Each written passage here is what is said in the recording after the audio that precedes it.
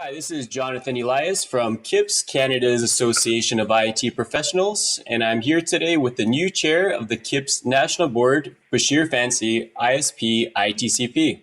Thank you for taking the time to do this podcast interview, Bashir. Pleasure.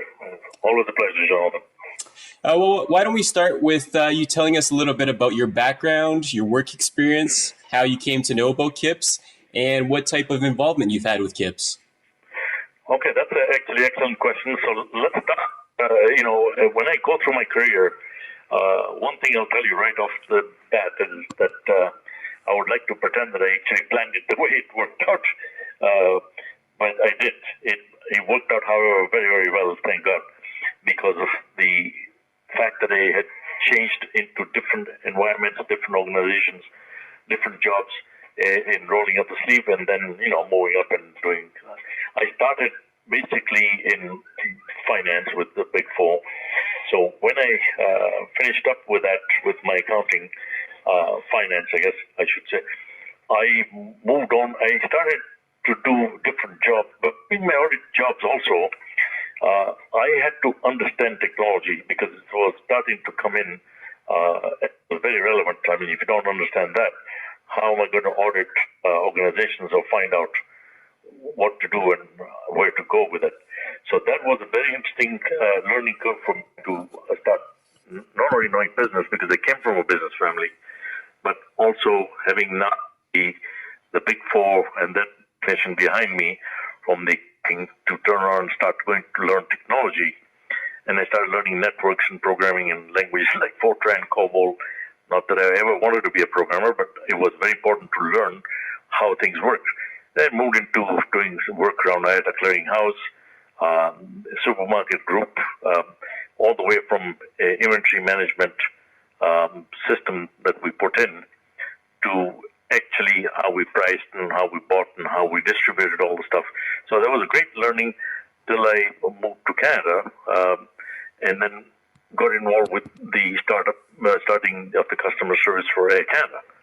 And from there, I started to do all the analysis, understanding that these problems actually are happening in this area or that area, and these are the root causes, because I was always the guy for root causes. And it got me into technology in a big way in Air Canada, passenger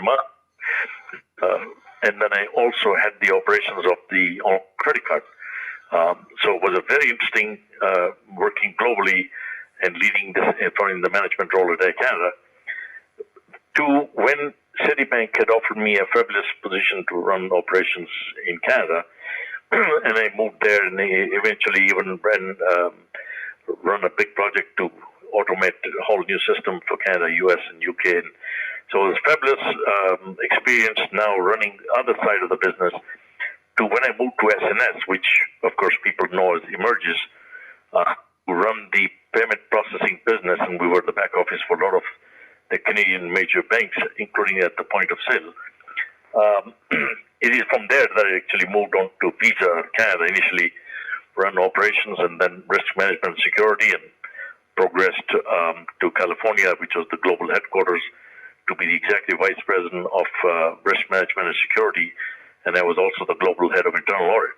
Now, in all those roles, including after I retired and I did some work for both Deloitte and Touche and even Grant Thornton with my own firm that I had set up to do consulting, one thing was always consistent, that I was always trying to try and deal with the challenges, because I learned one thing: the principles remain the same, but the what can change because the why changes. I mean, if you look at things that we do something to solve a problem or to deal with a customer need. The challenge around that is, with all the technology changing, business changing, when a global environment, why we do something can change, and when we change that, the what needs to change. But we don't. That's not how the human beings operate. We're creatures of habit. So we keep doing. If you look at large organizations, they know what they do, and even if you ask as people, they will tell you this is our process, but they have lost track of why that was started. So when processes change or business changes, it is a long time before they change what they start doing, and becomes a problem. Now, whether you look at universities or business, we are not exempt from the same day-to-day challenges we deal with. It's a human trait. So it's not a question of good or bad.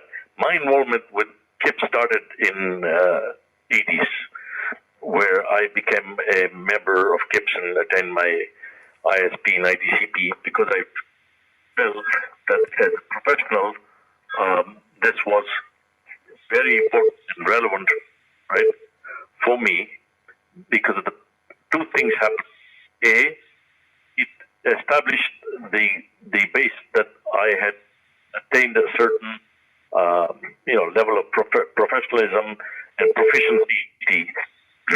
So that anybody who was looking at my designation certification, they would at least know that this guy knows what he's talking about. Two, it allowed me a lot of peer-to-peer discussions and networking, so that sometimes you would share your experiences with people and learn things from them as they might learn from some of the challenges you're dealing with. So I found that to be very powerful, and we used to get together downtown Toronto regularly, and I used to even help with the education committee and stuff like that.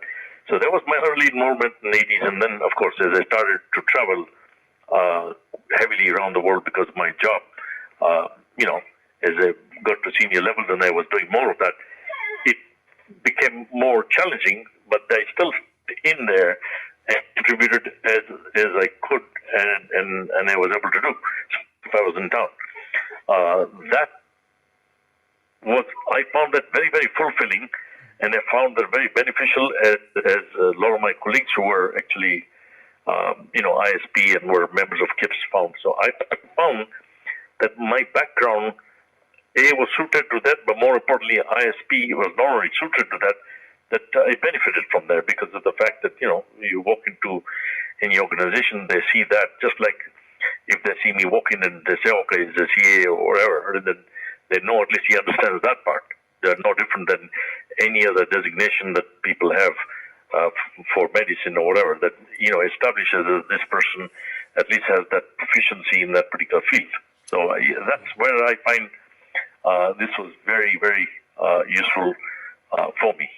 Thanks, Bashir. Actually, this leads into really my next question. If you could perhaps speak a little bit about why you believe associations like CIPS are important for the IT profession, as well as IT professionals like yourself, and as well as the value that you see in certifications like CIPS's I.S.P and ITCP professional IT certifications.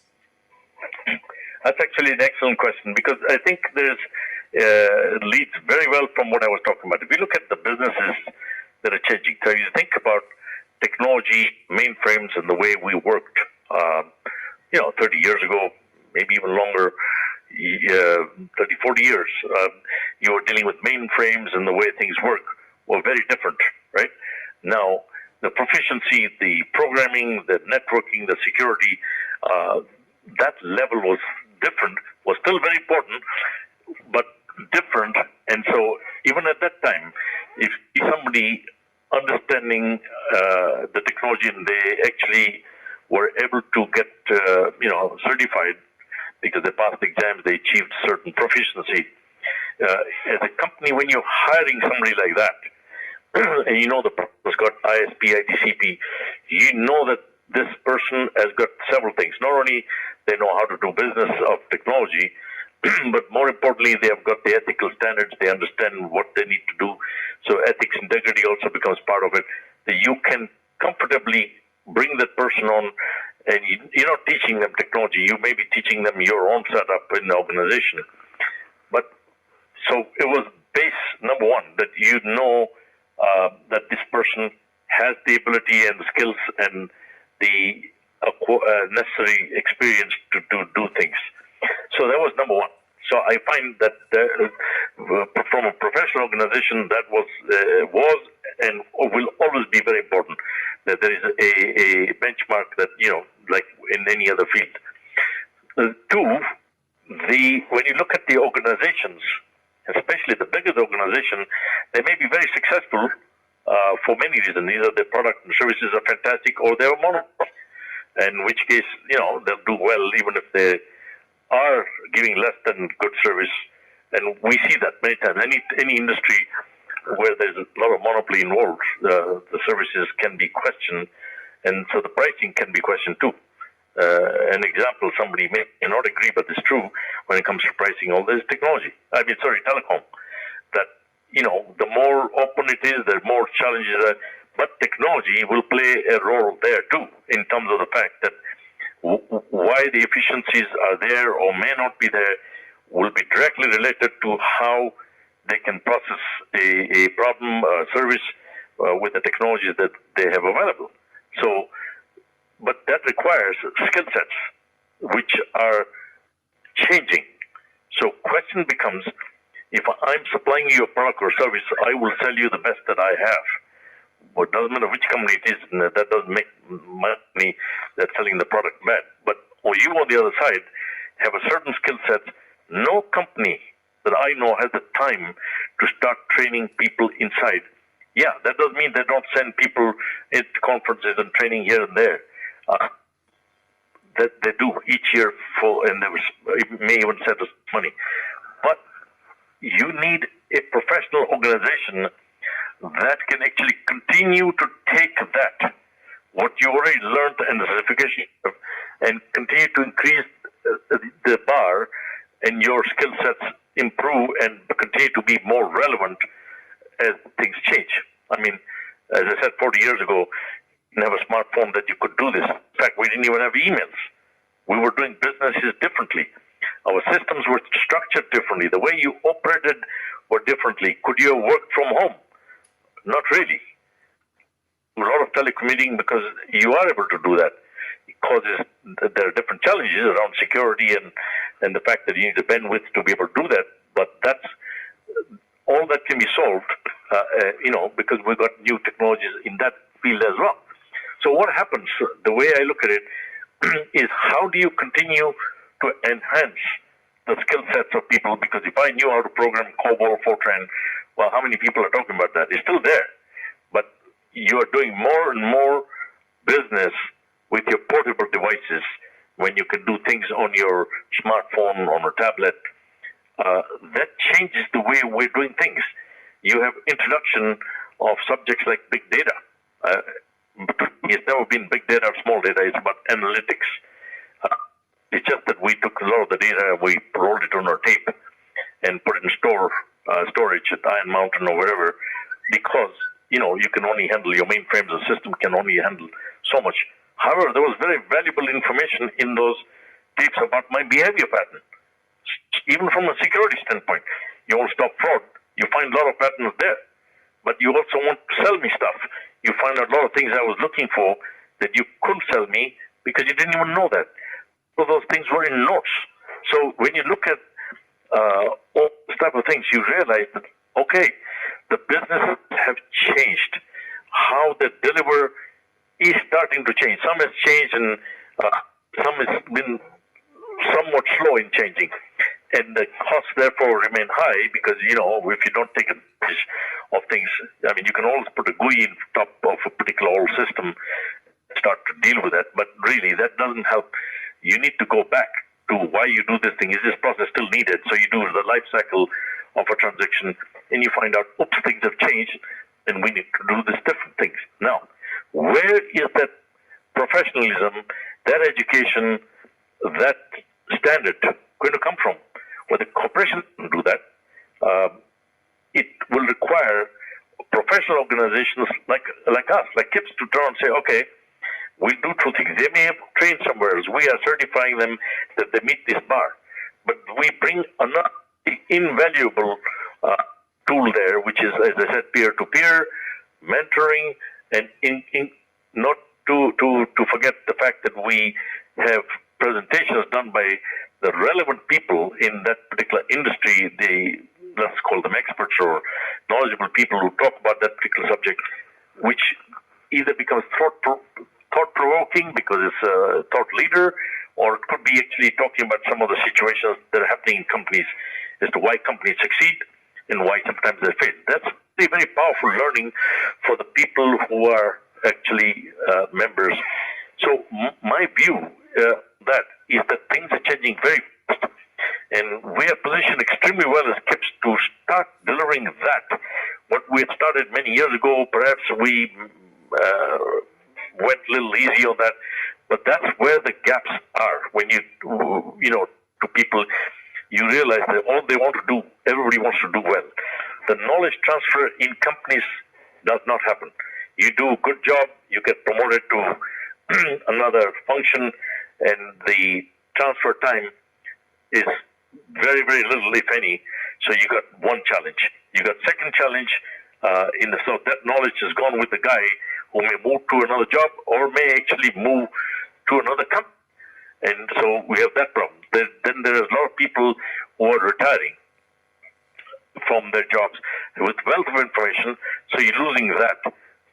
But if you have a professional organization like this, where we are bringing the people in, and let's call it the watercolor effect, you can actually pull these people in to hear their parts of how they dealt with it. As I said, there's a very good saying that lifetime that you learn from mistakes, but lifetime is not enough to learn from your mistakes. So you better start to learn from other people, right? So, but you have to hear that, and you hear the new part, because with the technology is changing, you start to realize that you can do a lot better. There is a term which we use in the business now, disruptive technology and disruptive business. I mean, there's a lot of talk about the fact that the banks itself could lose a significant amount of revenue over the next few years from this type of players unless they change. So it is a surprise yesterday that Toronto Dominion Canada Trust, which was a smart move on their part, to actually change their management, reorganize, and they have said their focus is going to be technology-based. So here's the bank saying going forward they're going to be technology-focused. A very smart move to do that, and it's great to see TD do that. That is exactly what is needed, but now in order for that to succeed, people underneath need to understand. So you need technology people who understand business and vice versa. Is that happening? I would say not really. The efforts are being made by some people. Again, all can be bridged and is being bridged by organizations like CIPS, where there's a lot more stuff we're going to do. But when you think about where the role is, I think the role is to ensure that the certification process, the standards required, that are the bars higher to meet what the new needs are, and that we would then put them through, as I said, either peer-to-peer discussions, through presentations, through many different, through mentoring that we also do and offer, where we got some pretty powerful people who can actually help some of these people. And it's through webinars that we are doing so that people can get value on that. So, yeah, this is changing fast, and it's going to change a hell of a lot more. So the only guarantee here is that it will continue to change and be consistent. So what we can help the organizations is that if their employees are I.S.P or ITCP and work with us, they are prepared to look at the problems differently. Remember, things are going to change. We are not always going to turn and say, here's a solution. But like anything else, we actually prepare them to think differently, to look at the problem. As I said, there's a 360 problem. But when you work for large companies, regardless of whether you want it or not, you end up in silos because of the profit lines of business. And I don't mean to pick on the bank, but it's just an example I'm going to share with you. If you're you deal with a bank, or that could be even a government for that matter, you deal with different departments for your credit card, debit card, mortgage, your investments, loans, whatever. And several different people deal with you. But think about it, and they perhaps are through systems, because that's how they were structured, different lines of business. And then they acquire another business. So now you add to that another different element of systems and different people into that. But the challenge is that the customer on the other side is not 7, it's 1. It's you, it's me. You're born on the same day, you live at the same address, doesn't matter whether you took the mortgage, whether you actually took a credit card, and yet the information is in separate hands, handled separately, processed separately.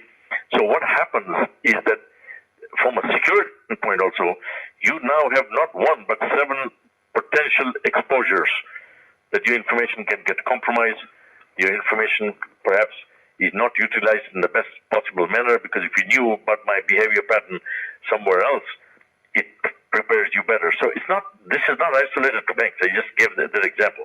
It's really anywhere, certainly in the government. We sometimes hide behind the fact that privacy says they can't share. But that's not true, because it's my information, your information. Think about the medical field, right? It's also true that it's your medical record, yet if you want to transfer the information from here to there, it becomes quite tough. This all adds cost. And when we get the people into our webinars, into seminars, into peer-to-peer, and they hear that, it positions them much better to go back to their own jobs, their offices, and think differently, saying, yeah, I think we could change that. So this problem or the challenge can be dealt with at all levels. Certainly starts at the corner suite, but right across. And that's, I think, we're starting to play that role.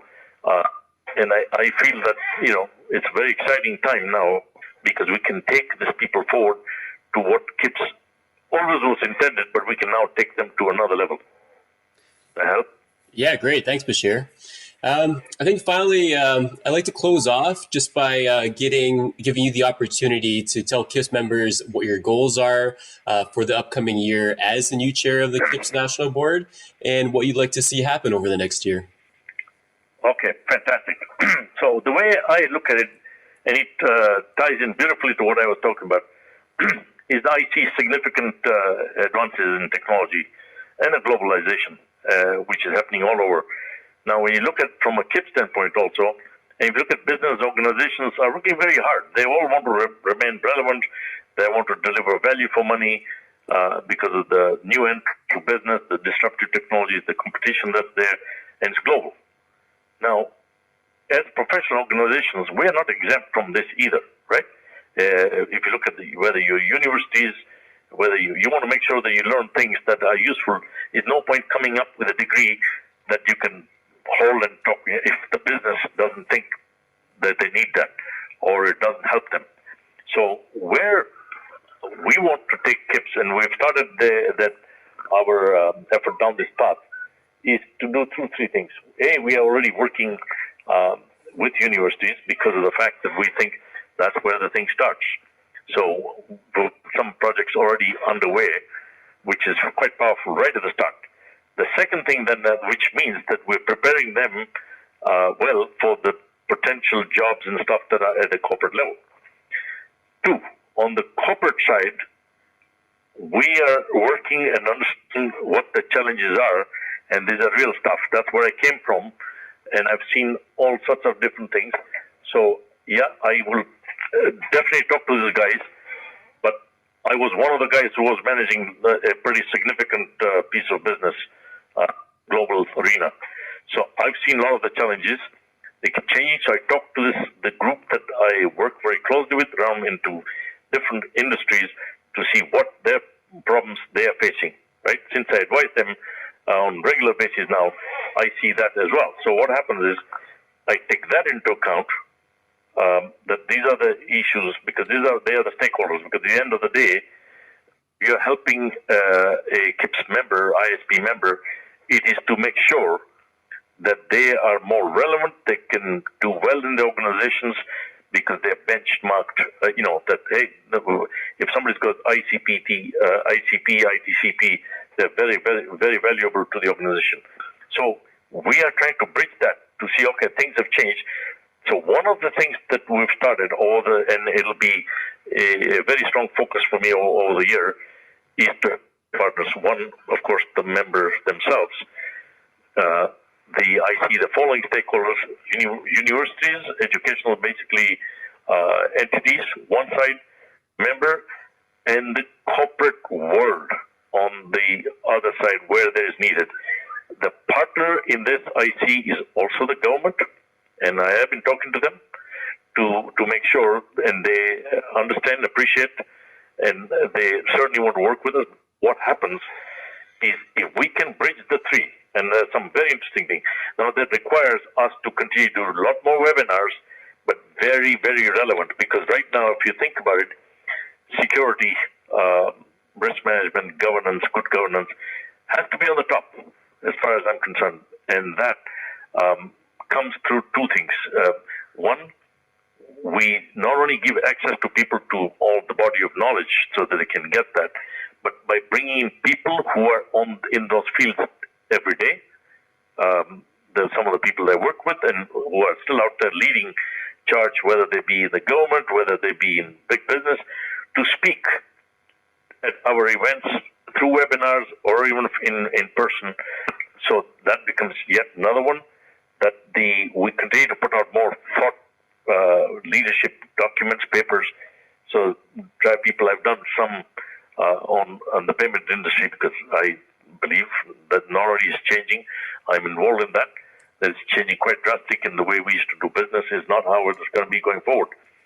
We, as CIPS, over the next year and longer, are going to play in there, because unless we can do those things, there is the value. Why should somebody be a member of CIPS? And they would be a member of CIPS because not only their professionalism and their designation is recognized, one, two, they continue to get the relevant information through this webinar speaking series.